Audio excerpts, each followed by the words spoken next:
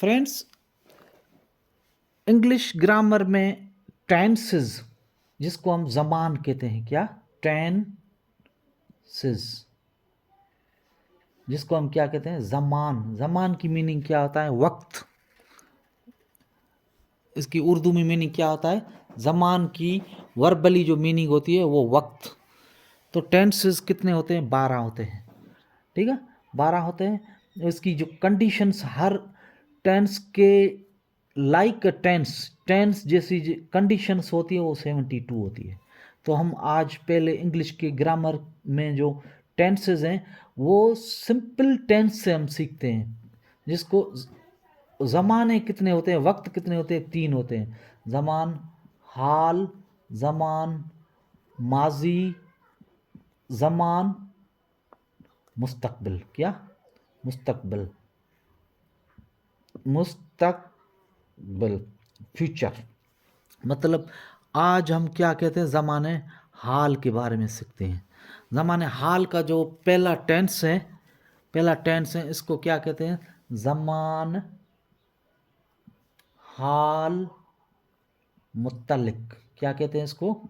ज़माने हाल मुत्तलिक कहते हैं, जिसकी इंग्लिश क्या होती है?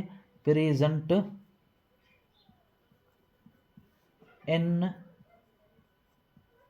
Indefinite tense. ठीक है, प्रेजेंट इनडेफिनाइट टेंस, ज़माने हाल मुत्तलिक इसको कहते हैं। इसी टेंस की जो उर्दू में पहचान क्या है, इंडिकेशन क्या है, सैंपल क्या है, सैंपल क्या है? ठीक है, तो मैं एक उर्दू में जुमला बनाता हूँ जिसको हम समझने चाहिए कि उर्दू में इसकी निशानी क्या है ज़माने हाल मुत्तलिक की। मिसाल के तौर पे, मैं रोटी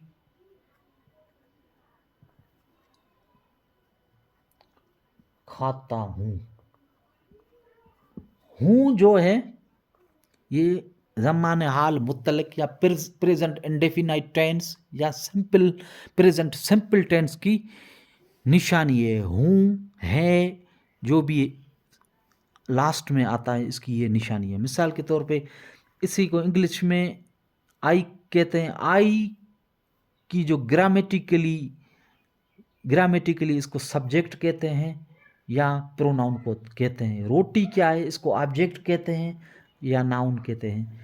खाता हूँ इसको क्या कहते हैं? वर्ब कहते हैं। ठीक है, तो आप सिंपली ये समझें। मिसाल के तौर पे पहले ट्रांसलेशन इसकी होगी आई, मैं। ठीक है, खाता हूँ तो इसको सिंपल इसी की दूसरे नंबर पे ट्रांसलेशन होगी आई ईट, मैं खाता हूँ। क्या खाता हूँ? ये होगा ऑब्जेक्ट। ये क्या होगा? ये सब्जेक्ट। ये होगा, इसको कहते हैं object, the meal. I eat the meal, मैं क्या? रोटी खाता हूँ। ठीक है, तो हूँ जो है ज़माने हाल मुत्तलक या सिंपल टेंस की निशानी होती है। ठीक है, तो ये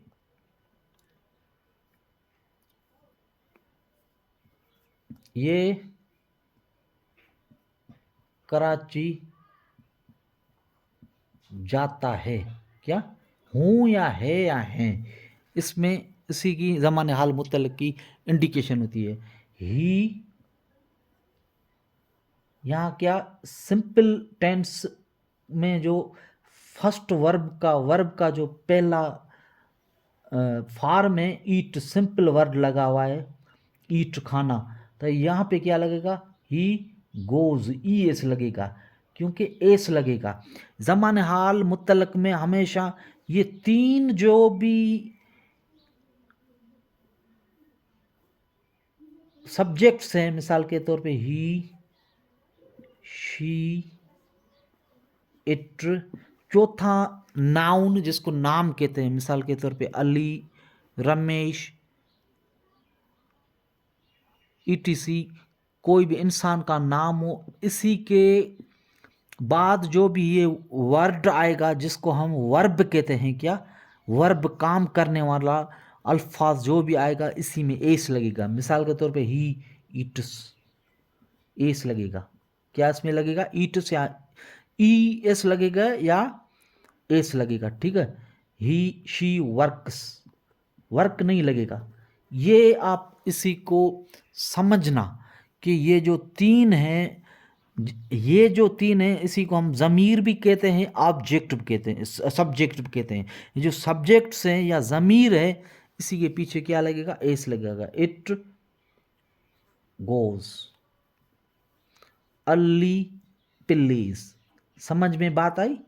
तो इसी के पीछे जो जो भी वर्ब आएगा इसी में एस लगेगा, ठीक है।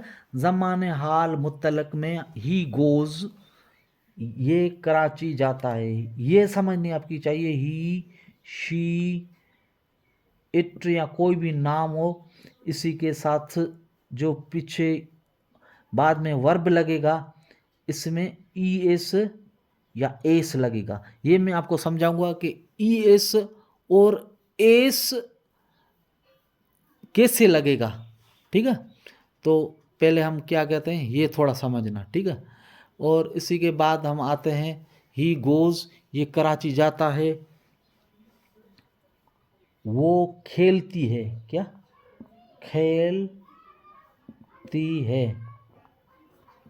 इसी की जो उर्दू में इंडिकेशन या सिंबल है वो है हूँ हाँ, ज़माने हाल मुतलक की। शी प्लेज, वो खेलती है। अली कार चलाता है। ये है क्या है, ज़माने हाल मुतलक की उर्दू में सिंबल या निशान या इंडिकेशन है। अली, ये कैसे हम लिखेंगे, अली यहाँ एस आएगा, क्या आएगा, अली ड्राइव्स। ये वर्ब जो है अली के बाद इसी में एस आएगा, क्योंकि ही शी और अकेला नेम जिसको हम नाउन कहते हैं, कोई भी इंसान का नेम, इसी के बाद जो भी वर्ब लगेगा उसी में एस लगेगा। Ali drives the car, Ali car चलाता है, ठीक है। और इट, वो, इट बेजान के लिए यूज़ होता है जिसमें जान ना हो, सांस ना हो, इसी के लिए। और वक्त के लिए भी यूज़ होता है। वो इट में इसको यहाँ सेंटेंस में या प्रेजेंट इंडेफिनिट टेंस में यूज़ करके आप दिखाता हूँ एक बंदे के नेम पे भी, ठीक है। इट, वो क्रिकेट खेलता है, खेलता है। यहाँ पे क्या है, ज़माने हाल मुतलक में जो ज़माने हाल सिंपल टेंस या present indefinite tense, present simple tense या प्रेजेंट टेंस भी इसको कहते हैं। इसी की जो निशानी है उर्दू में जो है वो है हा हूँ। वो क्रिकेट खेलता है, it plays the cricket. He she और अकेला नाम और इट के बाद जो भी वर्ब लगेगा इसी में एस लगेगा। आप